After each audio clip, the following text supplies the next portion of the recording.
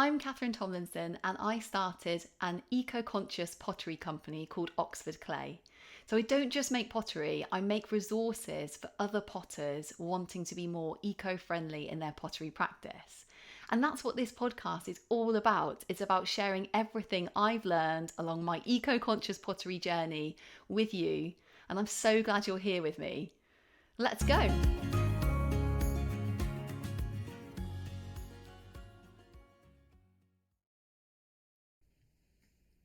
Hello, everyone, and welcome back to the Oxford Clay Pottery Podcast. I'm Catherine, and on today's episode, we're going to be talking about how to stay safe in pottery. Now, it sounds really scary, doesn't it? Like, I didn't know pottery was like unsafe, but there are just like a few things which I've learned in like pottery classes, like over the years, and also just like I practice now that I know will keep me safe basically when I'm working with clay. Because although working with clay is very safe, there are a few precautions that it's really good to take just to make sure that you just keep yourself safe basically, especially if you're working with clay over a prolonged time. There are certain things that potters you should really be like routinely doing just to protect your body basically when you're working with clay. Okay, I hope that doesn't sound too scary. But let's get into the safety measures because you'll see they're all very easy to do. Okay, so the first thing to say is that we'll just go through like the main dangers in pottery, and then we'll just talk about like how to mitigate the dangers. The first main danger is powder. And clay powder, any kind of pottery powder, so it could be like powdered rock, powdered clay, you're scraping a pot that's making powdered clay, you're making a glaze that's like lots of different powders. You could be sieving, say like a plant ash, that's a powder. Powders are dangerous for your lungs, especially if you're using powders over prolonged time. So they can really damage your lungs. So you need to be making sure that you wear, whenever you're working with powders, say like you're making a glaze. So generally speaking, you don't have to do this if you're just kind of like, making pottery with wet clay. That's not a hazard. It's when you're working with the dry powders that you really need to be wearing a face mask. So say like making a glaze, sieving a material, like I said, like scraping a pot potentially can create clay dust. In those situations, you would need to be wearing an FFP3 face mask. So other types of face masks, they're not going to protect your lungs enough. So an FFP3 face mask is a kind of level of safety. It indicates that it will filter out very, very fine particles, and it's got a kind of like almost like a gill like kind of mechanism in the face mask that means that it doesn't allow those very fine particles through to your lungs. So the face mask kind of will create a kind of seal around held on, and then it will make sure that it's filtering out these very fine particles. Okay, so glaze making, you absolutely have to wear an FFP3 face mask for glaze making or any kind of sieving. Okay, so another way you can mitigate powder actually is by keeping your pottery space really clean. So that's why at the end of every pottery class, when I used to go to pottery classes, they used to say, "Okay, guys, tidy up time," and they used to leave quite a long time for the tidying up. So like if you're on the wheel, for example, you would have to make sure your wheel was like absolutely spotless. Someone would be like wiping the table down, wiping, the chairs down. It sounds like clay got everywhere, but it generally sometimes gets on the chairs and the tables. And then, they would be like mopping the floor, after we left and stuff. So they would basically clean down after every class. They would make sure that there was absolutely no dry clay in that pottery studio, that wasn't like part of somebody's work, basically. So that's another way of just like making sure you're not going to have that like dry clay powder. Is just like keeping everything like super clean, like washing your tools, just making sure, say like if you get it all over your like apron or something, you can just like rinse your apron, just kind of like get that dry clay off, just so it doesn't form a powder basically. Okay, so the next thing to say is that, like on the same topic of powders, we'll talk about ash, because if you're working with plant ashes, so plant ash glazing is a real passion of mine, and I absolutely love working with plant ashes. But the thing with plant ashes is they're actually caustic. So, you really don't want to be getting the ash in your eyes, in your mouth. You don't want to be getting it on your skin. You absolutely don't. So, that's really important if you're sieving ash to wear FFP3 face mask. And I'd usually use goggles when I was sieving ash as well, just to make sure that the ash particles, because it does generate a sort of ash dust in the air, so I would always wear goggles just to kind of make sure that ash wasn't like going into my eyes. And then if you've made up an ash glaze or something, you really don't want that ash to be like, the ash of the glaze to be touching your hands. It's very, it can really irritate your skin.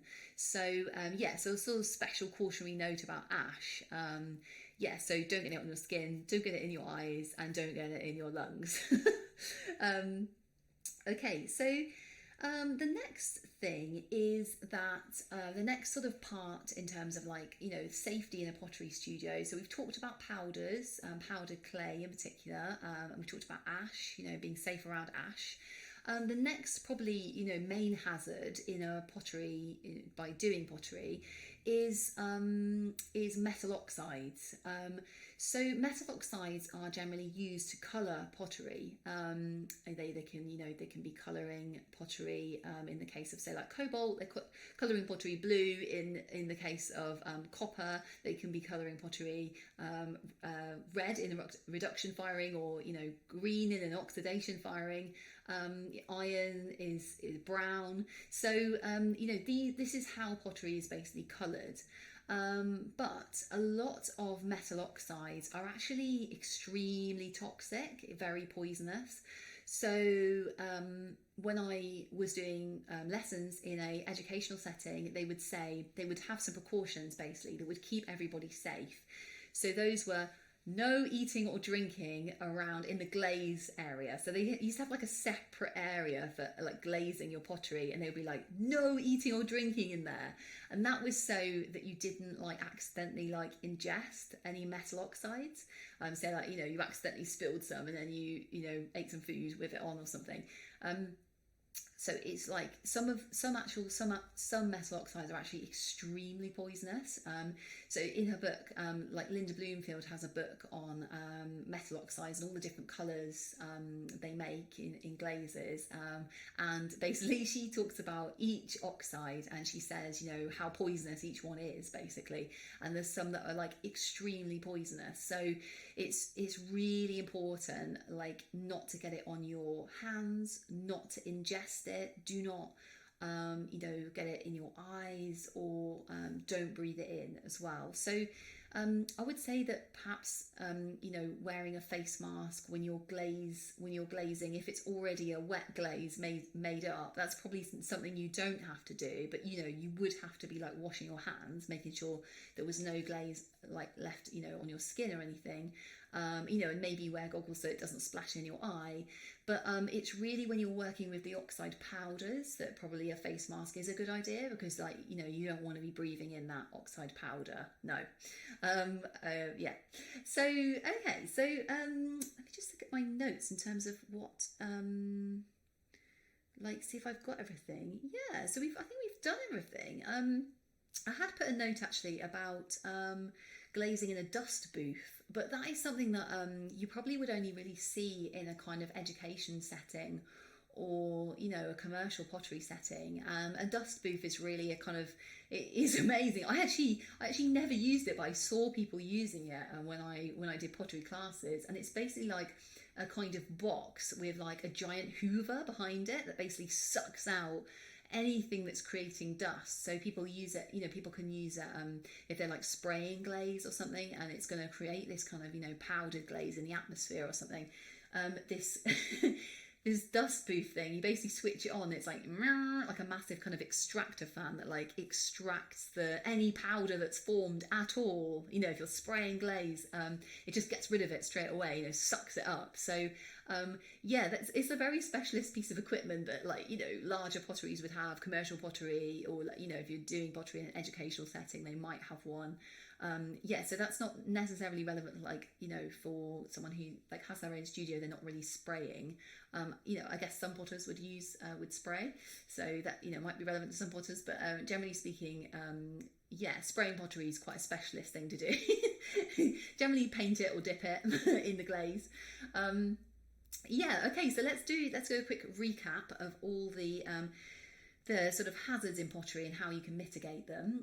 Okay, so the first thing is powder. So powder might seem really innocuous, clay powder, but it can really harm your lungs. So you really need to be careful with clay powder, okay, or any kind of powdered rock. Really careful. I can't emphasize that enough, especially if you're working with clay a really long time.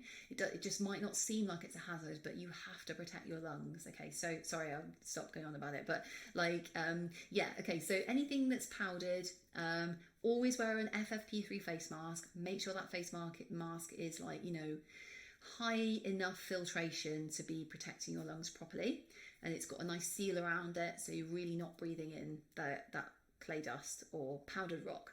So that's the first thing, powdered rock. Another way you can mitigate this is just keep your space, you know, free of clay dust.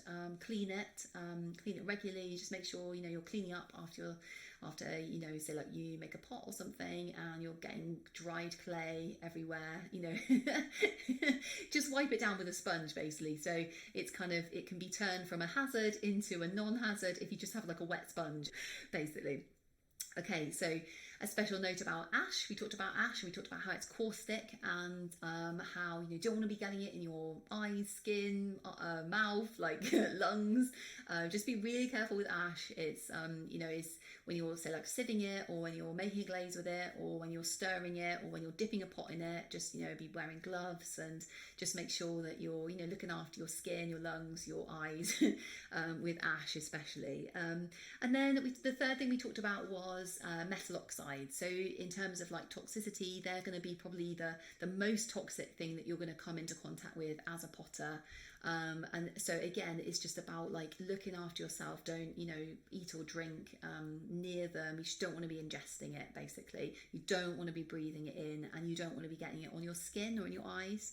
So yeah, okay, so hopefully you're not too scared to do any pottery after like hearing that, but yeah, those are the main things really, just to be aware of in pottery, you know, in terms of like keeping yourself safe.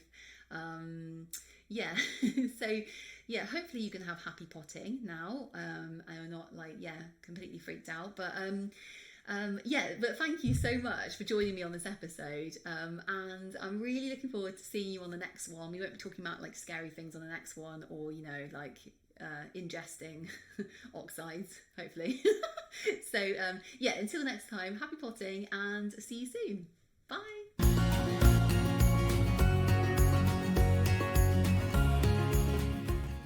So if you enjoyed that and you're interested to learn more about eco-conscious pottery, head over to the Oxford Clay website, which is www.oxfordclay.co.uk. I can't wait to see you there.